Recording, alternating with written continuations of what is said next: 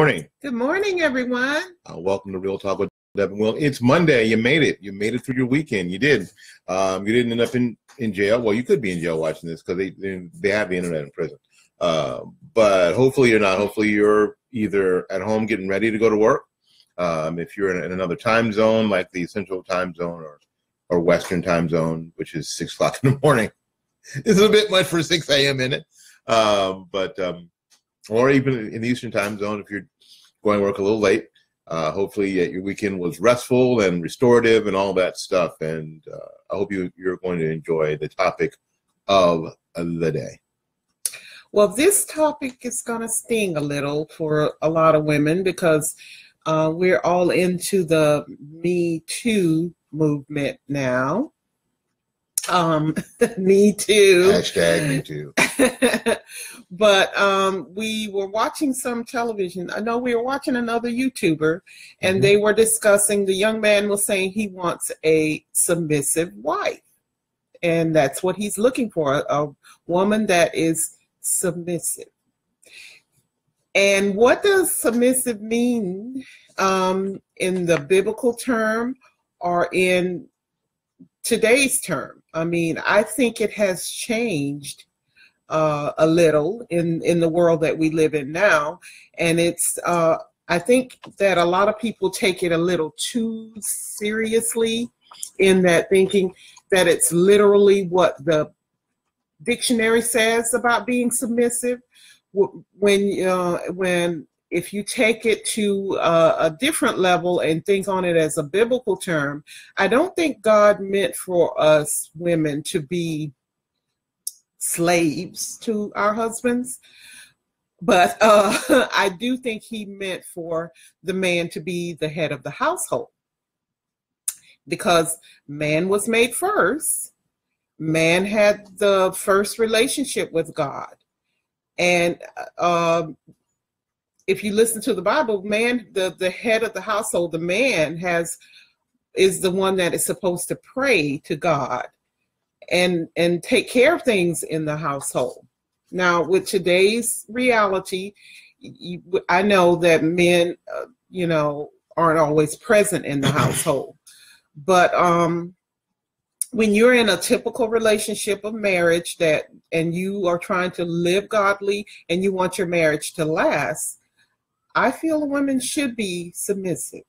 Oh, I think we end up with the 20th century or 21st century definition of what submissive is. I think we end up with a definition that the women's lib movement, remember them? And now the Me Too. Or the Me Too or the third wave feminist movement has turned submissive into less than. Because you're less than, and they've spent 30, 50 years trying to convince women that they're the same as men. And we're not. They're the same. That everybody is the same.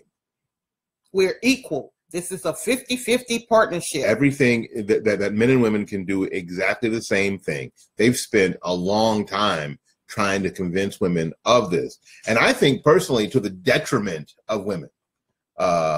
Because it puts them in situations that are completely untenable. It puts them into situations in Hollywood that we see where it's completely untenable. And it puts little girls in situations that are completely untenable, and it puts little boys in situations that are completely untenable. But we see it everywhere. We see all of this playing out to basically a war on boys, because boys are active and boys move around and boys want to wrestle and people want to do all this stuff. But unfortunately, they've got women teachers, young women teachers, mostly without children, that basically treat boys as defective girls, which is really bizarre if you think everybody's the same. Well, no, but that's because they don't. Because nobody believes that. Nobody believes that, or there would be no Me Too movement. There'd be none of that, because everybody's the same. Everybody can do exactly the same thing. There would be no different standards, physical standards for firefighters or military people if everybody was the same. So just because, and this is no disrespect to female firefighters, because y'all run into burning buildings, y'all a different breed. Anybody who will run into a building with on fire is a different breed, and it's to be respected. But they know the reality is that y'all can't. Most women can't carry enough the same equipment to get qualified, which is why they have different requirements. The left has been pushing this narrative that men and women are exactly the same. So when you say to them submissive, they think less than. And what we know is that that's not what that means at all. That's not what that means. That is less than. And even from a biblical standpoint, I tell you what, the Bible puts a lot more pressure on the male in the relationship than it does the female in the relationship. A lot more pressure. There are scriptures that say that if a man who doesn't provide for his family is worse than an infidel. That's a lot. That's a lot of pressure. It's worse than an infidel. And the Bible even mentions, hey Sharon, hey Gary, even mentions that if that the husband is to love his wife. There is no biblical requirement that the wife love their husband. There's no biblical requirement of that. The requirement is that she respects her husband, but the requirement for men is to love their wives as Christ loves the church, and that's huge. So the idea of submissiveness is not what our 21st century definition of submissive is. And like Debbie was saying, I mean, it has nothing to do with being a slave or what? Bring me a sandwich. I want a sandwich. I want my dinner on the stove, and I get home, I want my plate ready. No, I mean this is no Fred Flintstone. This is no Fred Flintstone or Ralph Cramden sort of reality. That's not what it means at all. So I think people get caught up on the word submissive, the definition. Yeah. I think they get hooked up on the definition. And it's funny when I did a lot of research when I was doing this last night, and it's funny, all the women that you hear yelling and screaming about, well, I'm not going to be anybody's slave, and I'm not going to do this, and I'm not going to do that. We have a 50-50 partnership, and blah, blah, blah, blah. They're not married. And they're not they make sure they stay out of any particular relationship where you have relationship where you have to give something. And that's really more where everything is. What are you like I said in episode 1, what are you willing to give towards a relationship? Yes. It's a give and take relationship. And quite frankly, somebody in the household has to make the final decision. Then that's not saying that you as the woman don't have an opinion, because you are there to help him. And if you come together and make your suggestions, and everybody comes together and talk about it, then he should make the final decision. And sometimes the final decision is, let's do what you said. Yeah, what you said is good. And a lot of times, you women that have marriages that are working for you, a lot of times, you hear people in the church say the man is the head of the household, but the woman is the neck. And the neck makes the head turn. It makes the head bow. It makes everything work appropriately. It's and it supports the head, because your head weighs as much as a bowling ball. Your head is heavy. Yes. So the neck has to be strong, because it has to support the neck. So the idea is, so we hear that all the time. Everybody laughs, but there's a whole bunch of truth there. And again, somebody does, in any family relationship or romantic relationship or any relationship, somebody's got to make the final call. And if you've ever been in any situation where you had to make the final call on anything, it's stressful. Yeah. Because you got to be right. Because if you're wrong, it all comes back. It could be disastrous. So we're in, you probably already know we're in Florida. So we had Irma this summer, past summer. So the question always is, so are we going? Are we evacuating? Are we evacuating? Are we evacuating? What are we gonna do? What are we gonna do? Are we boarding up the windows? Are we leaving? The storm's coming right at us. What are we gonna do? What are we gonna do? I don't know. Let's just see how it goes.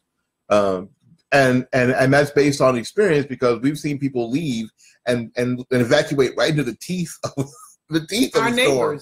Our neighbors who left, and basically he said, "I hope you're still here when we get back." I was like, okay. And they got stuck over there. They got stuck in Orlando for a couple days because they got hammered over there. So it's about those kind of decisions. There's a lot of pressure because you got to be right. Got to be right. So somebody has to make that call. So we can't let emotion or fear or anxiety make those calls for us. So that's a lot of pressure. Somebody's got to make the call. So being submissive is just understanding that there's a hierarchy, and in any situation, there's got to be a hierarchy. Otherwise, there's chaos. Mm-hmm. Even on your job, I mean, there has to be. There are different levels. There's that, the worker, the supervisor, the manager, the VP, the senior VP, all of these different levels, because somebody has to make, and then you get to the CEO. Somebody has to make the final decision within whatever group that you have. I don't care if what you say about a 50-50 deal or whatever like that.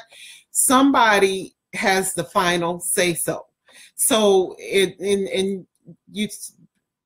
don't want a 50-50 marriage. I want to give 100% in everything that I do, and he should give 100%. So yes, it's an equal committed partnership, but somebody has to have the final say. Somebody's got to say, here's what we're doing. And as long as your husband respects you and loves you, let him be that leader. Let him make the decisions. Let him do the things in it. And I understand, because a lot of women are working in the workforce, and we're managers, we're supervisors, and we make decisions at work. And sometimes when you get home, it's hard to turn it off. I have gotten that say so to me several times, because I was a manager, and I come home and I start barking orders, and we need to do this, and blah blah blah blah, and this and this and this. We have to say, oh yeah, but we don't work for you. And then Alex and I don't work for you. Yeah, we're not on your staff. And so, women, you have to, find your ground where you belong, and let your husband be the leader. Because it's, and David mentioned this at the beginning of this, that this is going to sting some people, but y'all will be all right. Promise, you'll be fine. Hey Tammy, enjoying the baby up there, I'm sure. Give everybody a hug for us. What the deal is this? The deal is that the kind of person that you want to be in relationship with, the kind of marriage or relationship that you see, that you want to be involved in, requires that you do that you let the man be that person. It requires that you do that, or you won't have it. You won't have the thing that you say you want. If someone's convinced you that you want some sort of 50-50 partnership, and that you come together and everybody, in his tit for tat and is this and that, that's not the relationship you want. That's a chaotic relationship. The relationship that you want almost requires that you let, like in dancing, you let the man lead. Now, if you want the man to be the provider and the protector, then that's the position that you're in, and that's where you have to, and that's where it has to go. So again, don't get, and I'm going to say this for the 1 billionth time, don't get caught up on the word. We were watching these particular YouTubers that are extremely outrageously popular, and the young son, or the older son, I guess, who's in his mid-20s, it says, doesn't see him getting married, doesn't see himself getting married because the women his age don't understand that. And I don't even think that they were able, that he and his mom were on their broadcast. I don't think they really understand it to a level to be able to talk about it all that well. However, as we watched, what he wanted was the same sort of relationship that his parents have. Yes. It is very obvious that his dad's in charge of the family. It's very obvious. And even in their YouTube broadcast, it's very obvious that he is in charge of the family. And there's a pecking order, and everybody's good with it because they've been successful. So they're good with it. And he wants that kind of relationship, and he doesn't see. Yes, he wants to marry his mom. Yeah, because most of us want to marry our moms. They want a woman like their mother. That was nothing wrong with that. That was our first relationship with a female, and for the most part, it goes well. And you're like, yeah, of course that's what I want.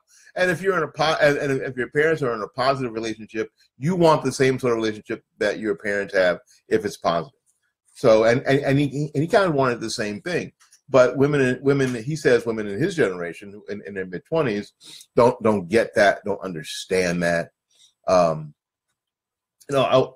forget because I'm getting older. Who I was talking to, but I was talking to somebody who was, and we were talking about the very, very same thing, about what people expect in relationships. Mm-hmm. And the idea is that sometimes people who've been in or kids in bad relationships, women especially, more than boys, mm-hmm. Don't even know how they're supposed to be treated. Yes. They don't even know how it's supposed to go. Mm-hmm. So they have such a negative example of men and marriage and that whole thing. They don't know. Somebody was talking to me about their son and their daughter-in-law, and their daughter-in-law doesn't really think that the relationship that her father-in-law and mother-in-law have is even real, because they don't argue, they don't fight, they don't cuss, they don't call each other names. She don't even think it's real, because that's not where she came from, you know. And she's been waiting for her husband to hit her, to flare up, to hit her, and he's like, and she asked him, "So your daddy ain't never hit your mama?" And he was like, No. Oh, why would he? No. He loves her. And why would you hit someone? Hey, Tina. And she didn't have any concept of that. No concept of that. Hi, Terry. Sorry, I missed you. My bad. But because that's been her history. That's her example. So when she hears submissive, she's like, oh, hell no. She thinks abusive. She thinks abusive. That's exactly right. And submissive is not abusive. If you're in a relationship and your husband beats you because you don't have dinner ready, or beats you because you didn't wash his clothes right or something, that's not submissive. Shoot him. That you're not supposed to bow down to him, but you do have to respect him as the leader of the home. The man is supposed to make the woman, and we talked about this in the things that we were talking about, what women want. Women want to feel safe. They want to feel loved and protected. And that's all that means, is that you feel safe and protected. And a lot of women, like I said, I was researching, and they said, well, I don't need him to protect me. I just need him to be here. You know, all they think about is, I just need him when I need him. Well, then why are you married? I mean, it's not about what, sexually that you need him and all this stuff like this. And it's about love. And No. if you love someone, then you're going to respect him. And you're going to build him up so that he can be the man that he's supposed to be in this world. That's why we have so many men, black males, I feel, in prison, because women don't respect them. You know, and you say you want somebody who is a good black man, you can't find a good black man and all this stuff, but you don't respect men. Well, and this whole idea of I want him to be here when I want him to be here, like I want him to be here, is what they want. So we talked about earlier is that the whole situation is upside down. What people are saying when they do that is they actually want the man to be submissive to them. Yes. It's and it's perverted now. We live in a perverted world and the most ridiculous circumstances ever, because everything is completely upside down, which is why it doesn't work. Which is why it doesn't work. That's why divorce rates are so high. And that's why you have all the other stuff that doesn't work, because you're doing it wrong. You're doing it wrong. You're thinking about it wrong. You're being taught every day that women are strong. We are in power. We have control. Yes, it's okay to be in control, to be a business leader, to be successful in your job and successful in your life and know what you want and be ambitious and everything. But there comes a time you got to answer to somebody. Well, I think that's the thing. I think the women have been taught that they don't have to. I think people in general have been taught that they don't have to answer to anybody, that they can do people can do whatever they want without consequence. Because it's people teach that it's enough to be you and you can be everything and you don't have to depend on anybody or anything. And that's, and you live like that. And then, and then you are surprised when somebody else lives like that too. And y'all find each other, and then it's a and then it's a nightmare. Then it's a nightmare. So what has to happen? So what has to happen is that people have to understand that there is a we talked about this a minute ago. There's a hierarchy, and the hierarchy is there not so someone can be in charge, because being in charge, and Debbie's been a manager and a supervisor, and she learned there that being in charge is not the end all of anything. No. Sometimes you have more control by not being in charge, because you have less to worry about, and you can be a better person when you have less to worry about. Being the head of the household is no easy game. It's not easy for them. So that's why it's important that you are supportive to them. And the problem with a lot of guys is that they've not had, they especially in our community, they've not had that experience. They've not seen the example. Yes. It is so important that you see the example. It's more important what you see a lot of times than what you hear or what you read. What have you experienced? What have you seen? So when you don't see that, when you see, I'm sorry, and this is, again, I told you it's going to sting. When you see kids, I see little boys, black boys especially, who've been raised by their mama and their auntie and their sister. And then I see them later when I used to teach as sensitive, hyper-emotional ninth graders. That has had no male figure in their life. They've got no, I can get through this. No balls. I can get through this without exploding emotionally, because that's not been the environment they're in. Now I'm sure every situation out there is different. It's got its peculiarities and situations, how they ended up that way. But you cannot just leave that part out like it doesn't have any effect. I just can't. I did not say that, because I don't talk. But so you have to really be able to help these young men with this. And frankly, only really women can raise good kids by themselves and do all the time. Mm-hmm. But the fact of the matter is that only a man can raise a boy into a man, because there's something special about it. I don't know if we can quantify it. I don't know if we can write it all down. I don't know if we can get a calculator out and figure out what the deal is. But it's an important thing. You know, young men have to see how their fathers treat their moms, how their fathers speak to their moms. So if you're a young woman and you're like, these guys right here don't even know how to talk to a woman, I can almost guarantee you it's because they never saw that example. You can't do what you don't know. And if you're if their parents are in a relationship where, quite frankly, the husband had to take a back seat at every single turn, he never got the chance to do it. So he never got the chance to model it. So the kids never got a chance to see it. There's got to be a hierarchy. Somebody got to be in charge.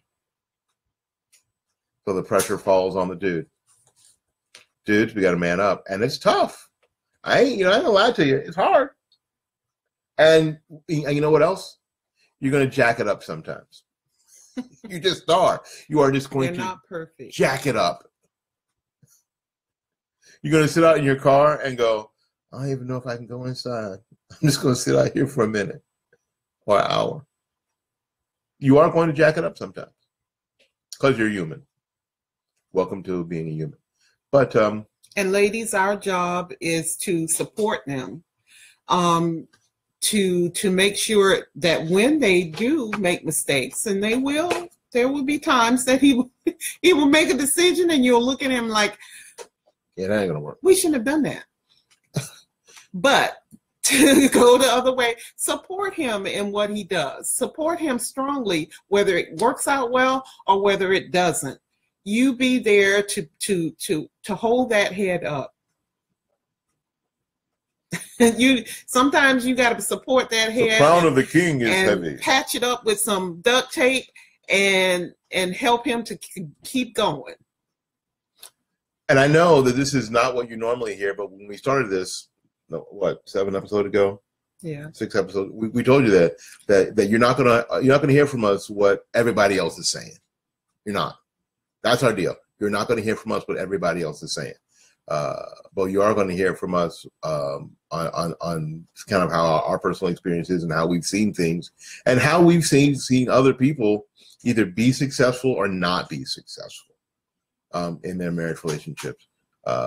Marriage ain't no easy game, and if you're looking to make it last like as long as we have, there are going to be some battlefields that you got to go through. Most of the battlefields will be in your brain and in your own spirit. It's getting, a lot of it is getting over yourself. I have to get over myself in this thing because, again, I keep going back to this and write. You need to write some of this stuff down. I keep going back and forth over it because what's more important in a relationship? Is this thing that I'm mad about now more important in the relationship? This thing that I'm frustrated about now, is that more important than the relationship? Or do I just need to just get over myself, do it or not do it, or whatever the case may be, and then move on and be supportive? So it can be hard. It's that, marriage ain't for wimps. Raising kid ain't for wimps either. No. If you're sensitive and you get your feelings hurt easy and you can't get over the stuff and you hang on and you stay mad for days, this is not for you. Leave people alone. Don't marry them. Don't mess up somebody else's life. Don't screw them up because you want to have a nice dress in a party. Don't bother them. Leave them alone. You just want to have the wedding and you don't want to deal with the marriage, then just have a party. People spend a lot more time organizing and planning weddings than they do planning marriages and planning lives. Yes. And the marriage is the most important part of it. That's where they screw up. And if you back it all the way back to the beginning of anything, that was their very first mistake. They spent way more time organizing the wedding and planning the wedding than planning their lives. Than getting counseling on how to handle the marriage once you're in it. Yep. And it's different than living together. It is. You know, people say they want to live together to see how it is and all. That's all well and fine, but it's different once you have made that commitment. And it's the commitment that's the difference. And people don't understand. It's because it's a spiritual thing. That commitment of, you know, I vow to do this and all that. When you say that stuff, you are spiritually combined with that person. And I don't think people understand, you know, how you always at the wedding, people are saying, I got the jitters, I'm so nervous and all, but why am I so nervous? And this person I love, and it's your spirit, because you're combining two spirits together that day as well. And when you get divorced, that's why it hurts so bad. And that's why people will say that divorce a lot of times is worse than the death. Mm-hmm. Because that person is still there, but you've been torn away from them. Yeah, so it's important that we understand all these points and get as much help as you can. And it's okay to need help. Mm-hmm. We understand that not everybody's had good examples.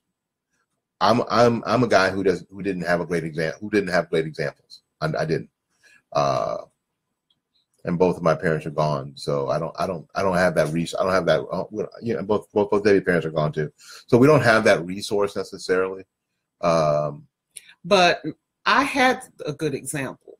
They had really good example. My family, and not that they were perfect, but my mother and father were together almost 50 years. But they My mother was perfect, by the way. That's nonsense. Mimi was absolutely perfect. She was an angel on earth. Perfect. But I had a good example of submissive wife in front of me daily.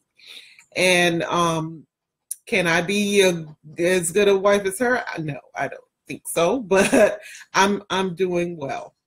My mother-in-law, when we used to go visit, she would fix dinner and she would ask Debbie, "So you're not going to get up and get a plate for Willie?"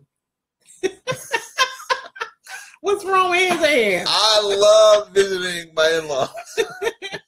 It was always awesome. It was fabulous. Those of you who say, I tried to avoid my in-laws, that's too bad. I loved going to visit. It was great. It was great. So that's important. But on the other hand, now, you know, I do ask you, do you want me to fix you something new? She does, and normally I say no. I'll get it. And he does it for me as well. So that's the deal. All right, we got to get out of here and make room for somebody else. Yeah, I have to go to work. Woohoo! But thank you all for being here today. Tanya, I love your comments, girlfriend, classmate. Share this and congratulations on being 25 years of marriage. That's an accomplishment nowadays. Yes, it is. And it is beautiful to see a lot of my classmates that have successful marriages. And I think it has a lot to do with the way we were raised. You know, people laugh at us being raised in those little small towns, but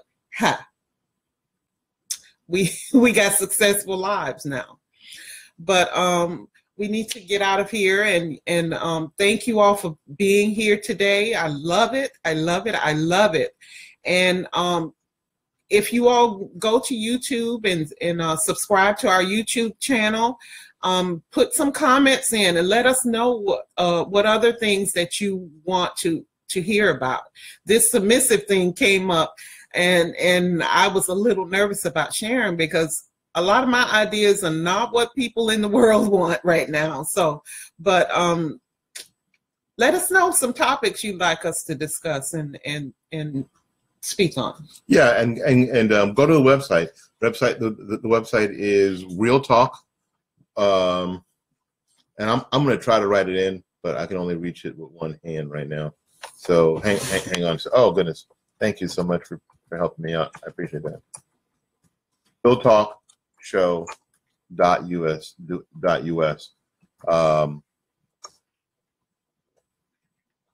There you go. And that's the website you can go to, and you can see some of the videos that are on YouTube. Go to the YouTube channel and like and subscribe and comment and hit the notification bell. And so if you miss one of these, you'll see that when it gets posted on YouTube. We appreciate that. All right, we got to get out of here. Until we see you again, go out there and learn something, love somebody. And for goodness sakes, y'all take care of yourself. Peace. Peace.